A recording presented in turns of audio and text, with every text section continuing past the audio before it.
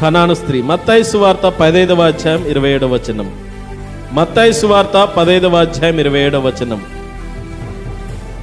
మత్తయి సువార్త 15వ అధ్యాయం 27వ వచనం. ఫాస్ట్ గా.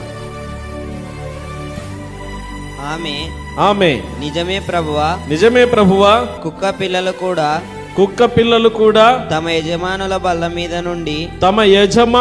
బల్ల నుండి పడు ముక్కలు తినును గదా అని చెప్పాను. రైట్. ఈ మాట మనకు అర్థం కావాలంటే నేను కాస్త వివరణ ఇస్తాను, జాగ్రత్తగా అర్థం చేసుకోండి. ఇక్కడ ఒక కనాను స్త్రీ యేసయ్య దగ్గరికి వచ్చింది. కనాను స్త్రీ అంటే మరి యూదులకు సంబంధం లేనటువంటి స్త్రీ, అంటే మరి పరమతస్తురాలు అని చెప్పొచ్చు. అయితే ప్రభు అద్భుతాలు ఆశ్చర్య కార్యాలు చేస్తున్నాడని విని తన బిడ్డకు అనారోగ్యం ఉన్నదని, తన బిడ్డకు స్వస్థత కావాలని పరిగెత్తుకుంటూ యేసయ్య దగ్గరికి వచ్చి అంటున్న మాట ఏంటంటే, దయచేసి వచ్చి నా కుమార్తెను బాగు చేయవయ్యా అని అడిగింది. అప్పుడు ప్రభు అన్నాడు, అమ్మా నాకు వేరే పనులు ఉన్నాయి. ఫస్ట్ ఇక్కడ ఇప్పుడు ఉదాహరణకు మనం ఒక విందు ఏర్పాటు చేస్తున్నాం మన వాళ్ళ కొరకు. ఫస్ట్ ఎవరికి ప్రాధాన్యతనిస్తాం? మనము ఒక భోజనం విందు ఏర్పాటు చేస్తున్నాం. ఫస్ట్ మనం ఎవరి కొరకు, మనం ఎవరిని పిలిచామో, ఎవరు మన వాళ్ళకు మొదటి ప్రాధాన్యతనిస్తాం. తర్వాత విందు అని తెలిసినప్పుడు కొంతమంది వేరే వాళ్ళు కూడా వస్తారు, కొత్త వాళ్ళు వస్తారు. ఇప్పుడు వాళ్ళకు కూడా పెట్టామంటే వీళ్ళకి సరిపోకపోతే అందుకని ఏం చేస్తాం, కొన్నిసార్లు ఏంటంటే మిగులుతో పెడతాం కానీ పక్కన ఉండండి అంటాం. అవునా? సేమ్ అలాంటి సీన్ ఇది. ఇశ్రాయేలు ప్రజలకు వారికి మేలు చేయడానికి వచ్చాను, ఫస్ట్ వాళ్ళను రక్షణలోనికి నడిపించాలమ్మా. ఇదిగో వీళ్ళు ఇంకా బాగుపడని వాళ్ళు ఉన్నారంటే, అయ్యా కరెక్టేనయ్యా, వాళ్ళ కొరకే వచ్చావు, నేను కాదనట్లేదు కానీ, మేము వేరేనే కాదనట్లేదు కానీ, కుక్క పిల్లలు కూడా తమ యజమానుని బల్ల మీదకి వెళ్ళి ఏదన్నా రొట్టె ముక్క పడితే అందుకొని తింటాయి కదయ్యా, నేను అలాంటి దాన్నే అనుకో.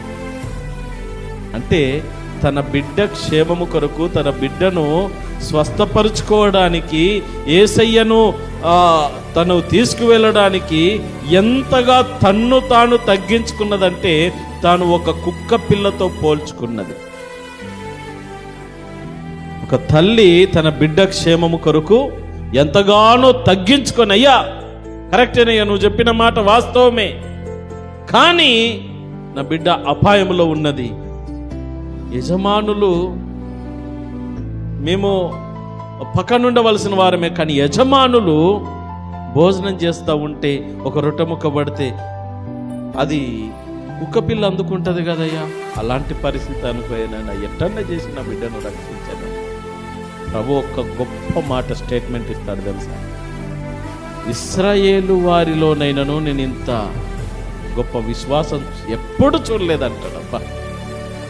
ఇశ్రాయేల్లో ఆయన ఇశ్రాయేలు ప్రజల కొరకు అన్ని బోధలు చేసి అన్ని అద్భుతాలు చేస్తూ ఉంటే వాళ్లకు విశ్వాసం ఇంచు కూడా లేదు.